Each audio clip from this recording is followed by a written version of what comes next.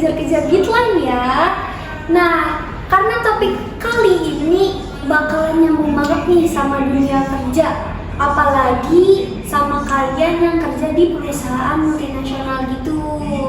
Kalian kan pernah tuh ngomong kayak, "Kak, bahas ini dong kak, bahas ini dong kak, bahas tentang perusahaan multinasional antara Cina dan Indonesia dong kak." Nah, episode kali ini kita bakalan ngobrolin gimana sih caranya menghadapi dan beradaptasi dengan perbedaan budaya kerja, khususnya antara perusahaan Indonesia dan perusahaan Cina. Nah, kita akan bahas dari sisi lapangannya aja ya. Udah bareng saya dua tamu keren banget hari ini. Yang pertama ada Kak Firisya sebagai pakar manajemen lintas budaya dan Kak Syafi sebagai HR di perusahaan multinasional yang memang udah sering banget nih kerjasama antar lintas negara. Halo Kak Firisya, Kak Syafi, gimana kabarnya nih hari ini? Halo, kabar baik. Makasih loh udah mengundang saya ke acara podcast ini. Seneng banget bisa diajak ngobrol soal topik yang menurut saya penting banget bagi generasi muda saat ini. Kalau Kak Syafi, tadi gimana? Kena macet ya pas perjalanan ke sini? Iya nih, sorry ya. Saya tadi kan sempat terjebak macet dikit, jadi kita agak telat nih acaranya. Makasih juga udah diundang ya kak. Ini topiknya ini tentang macet, ini udah nyambung banget ya sama topik kita yang akan dibahas kali ini, tentang adaptasi budaya kerja dan cara ngatur waktunya itu gimana. Buat kalian yang nonton, pernah gak sih ngerasain beda ritme kerja sama rekan kerja dari negara-negara lain? Kalau misalkan pernah, tulis di kolom komentar ya. Nah, kalau pertama nih ke Kak Firisya dulu. Kalau misalkan orang Indonesia kan sering banget dikenal cenderung fleksibel soal waktu gitu ya kak. Nah, sementara orang-orang dari Cina kan dia tuh super duper disiplin. Nah, di dalam dunia kerja global itu gimana sih cara kita sebagai orang Indonesia itu menyesuaikan biar kita itu nggak bentrok gitu kak sama orang-orang yang dari Cina? Sebenarnya dua-duanya itu punya nilai positif. Di Indonesia sendiri, fleksibilitas muncul karena kita lebih menghargai hubungan sosial. Sementara di Cina, disiplin itu dianggap sebagai bentuk profesionalisme. Sebenarnya tantangannya itu bukan siapa yang benar, tapi lebih ke gimana caranya kita gabungin dua sudut pandang itu.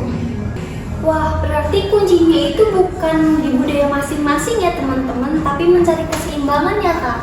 Nah iya, misalnya buat tim multinasional di awal proyek tuh mereka buat kesepakatan kayak buat nentuin cara kerja, cara koordinasinya, sama kapan deadline-nya biar semuanya paham dan saling merasa adil.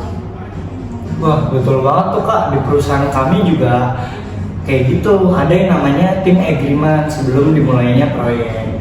Jadi misalnya nih ada rapat jam 9. Semua staf dan karyawan itu harus tahu kalau jam 9 itu sudah benar-benar dimulai, bukan mereka baru datang jam 9 kak.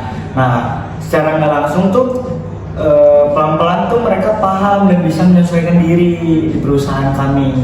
Wah, keren banget ya kak kalau kayak gitu. Jadi ini bukan cuma soal jam, tapi juga soal komitmen bareng. Kalau kalian yang nonton pernah ngerasain kerja bareng sama tim antar negara, gimana sih pengalaman kalian itu soal waktu?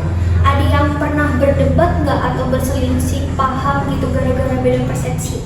Kalau pernah, tulis di kolom komentar ya.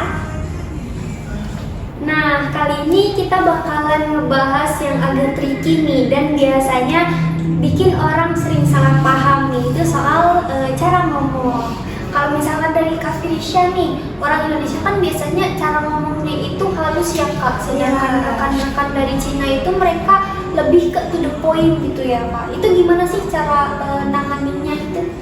Karena cara komunikasi orang Indonesia dan Cina itu beda banget ya.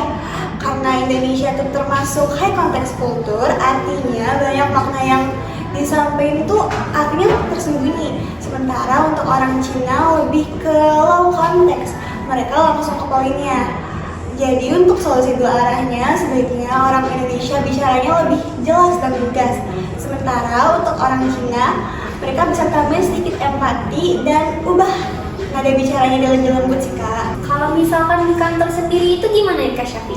Wah, sering banget sih Kak. Misalnya ada atasan dari Cina menegur ke staff yang Indonesia kayak kerjaan kamu terlalu lambat. Itu kan maksudnya cuman buat bentuk evaluasi biar si staff Indonesia ini kedepannya kinerjanya lebih bagus Kak. Tapi staff dari Indonesia ini biasanya mudah tersinggung Kak. Nah, disinilah pentingnya peran HR buat jelasin Lintas budaya. konteks lintas budaya gitu Kak. Perbedaan. Nah, di kita tuh biasanya ngadain yang namanya cross cultural briefing Kak. Jadi kita kayak ngobrol santai aja. Kita berbagi cerita dan pengalaman tentang budaya masing-masing. Tujuannya sih biar dari kedua belah pihak ini saling memahami budaya dari masing-masing Kak. Gitu sih. Wah, menarik banget ya. Jadi ini itu bukan soal kasar atau siapa yang paling sensitif gitu. Tapi karena sudut pandangnya aja yang beda. Iya, dan pakaian lintas budaya ini terbukti efektif buat meningkatkan kerja tim. Ada penelitian yang menunjukkan kalau tim multikultural yang memahami gaya komunikasi masing-masing bisa jadi makin solid dan kinerja mereka meningkat Kak. Jadi buat kalian nih yang emang lagi kerja di perusahaan multinasional yang di dalamnya itu banyak terkandung negara-negara lain yang emang beda banget antar budayanya gitu. Ingat ya, kadang yang kelihatan kasar itu atau tegas banget itu bukan berarti mereka marah-marah, tapi mungkin emang gaya komunikasi dan gaya bicaranya mereka aja kayak gitu.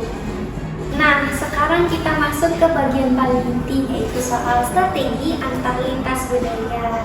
Nah, gimana sih caranya biar orang-orang Indonesia yang kerja di perusahaan multinasional itu dengan orang-orang Cina itu bisa kerja bareng secara harmonis dan minim berselisih paham. Kalau misalkan dari Kak Syafi sendiri itu gimana?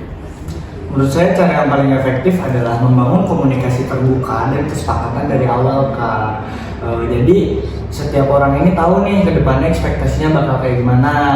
Selain itu penting juga buat saling berbagi cerita, bukan tentang hal-hal kerjaan, tapi juga tentang hal kecil yang bikin mereka semakin dekat. Itu tadi yang maksud saya cross cultural briefing itu Kak. Setuju banget sih, saya juga selalu bilang kalau cross cultural teamwork itu bukan tentang meniru budaya lain, tapi tentang saling belajar satu sama lain. Kuncinya itu dirasa ingin tahu sama rasa empati yang tinggi sih Kak. Wah, jadi adaptasi itu bukan berarti beban ya Kak, tapi itu proses buat belajar bareng. Nah, kalian setuju nggak nih sobat pendengar? Kadang perbedaan itu justru bikin kita buat makin erat dan makin saling mengerti. Nah, sebelum kita tutup episode kali ini nih Kak, dari Kak Firisha sama Kak Syafi boleh dong bagi-bagi tips singkat buat teman-teman nih yang mungkin lagi mempersiapkan diri buat bekerja di perusahaan multinasional atau bahkan punya rekan kerja yang emang dari Cina gitu. Nah, kalau dari saya, jangan cuma siap kemampuan teknis, tapi juga pelajari budaya kerja perusahaan dan negara rekan kerja. Misalnya kalian kerja sama orang Cina, tunjukin sikap disiplin dan komitmen. Itu nilai yang mereka hargain banget sih Kak. Dan kalau boleh saya sedikit nih, dulu sebenarnya saya pernah dampingin trainee dari Indonesia. Awalnya dia agak kaget sama ritme kerja tim Cina, tapi setelah dia beradaptasi, sekarang dia makin produktif dan malah sekarang dia dipercaya buat megang proyek lintas negara. Jadi adaptasi itu proses Kak, bukan tekanan. Wah, itu udah ada perkembangan yang pesat ya Kak ya. Kalau misalkan dari Kak Syafi sendiri nih, ada tambahan lagi nggak? Saya tambahin sedikit ya Kak. Jadi buat kalian anak muda Indonesia yang ingin terjun ke perusahaan multinasional, jangan ragu buat speak up. Banyak nih Kak sebenarnya anak muda Indonesia yang punya ide-ide bagus, tapi mereka ragu buat ngomong karena takut dianggap nggak sopan. Padahal di lingkungan kerja multinasional, berani menyampaikan pendapat justru sangat dihargai. Asal disampaikan dengan sopan dan solutif. Berdasarkan pengalaman saya, tim yang Berani buat mengemukakan pendapat. ya, tim yang berani untuk membuka pendapat dan komunikasi terbuka antar sesama biasanya tuh punya kinerja yang lebih solid Kak. Jadi buat kalian jangan takut untuk menyesuaikan diri dan belajar dari rekan kerja lintas budaya. Nah, seru banget ya pembahasan kita kali ini. Intinya, adaptasi lintas budaya itu bukan berarti kita berubah total, tapi gimana sih caranya kita saling menghargai dan saling mengerti satu sama lain. Mungkin rekan-rekan dari Indonesia nih bisa belajar tentang kedisiplinan dari rekan-rekan Cina. Nah, rekan-rekan Cinanya sendiri bisa belajar tentang fleksibilitas dan kehangatan orang Indonesia. Makasih banyak ya Kak Syafi dan Kak Firisha atas insight menariknya hari ini. Nah, buat sobat pendengar, ingat, lintas budaya itu bukan berarti tantangan, tapi peluang buat kita berkembang pesat. Kalau kalian punya pengalaman menarik atau pengen tahu lebih dalam nih soal kerja lintas budaya dengan antar negara itu kayak gimana, bisa tulis di kolom komentar ya. Barangkali kita bisa bahas di episode berikutnya. See you di next episode ya. Jangan lupa like, share, dan subscribe. Bye bye.